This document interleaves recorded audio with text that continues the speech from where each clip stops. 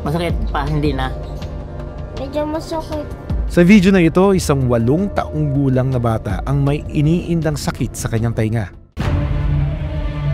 Nang tignan ito ng kanyang tatay, isang alupihan ang nakuha mula sa tainga ng anak.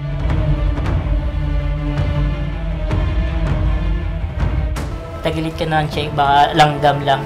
Nung sinilip ko siya, tingin ko talaga ipis lang po yung nasa loob. Kala mo ipis. Kasi po bago po kami matulog, may nasa higaan ko po, tapos nagising na parang di ko po alam, mabilis po kasi. Medyo po parang may pumakagat. Kumuha na po ako ng tiyan eh.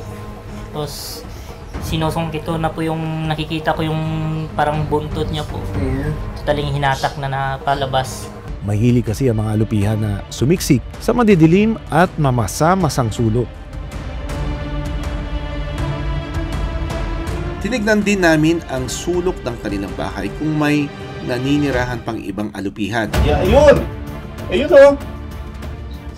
Ayan. Ayan siya oh.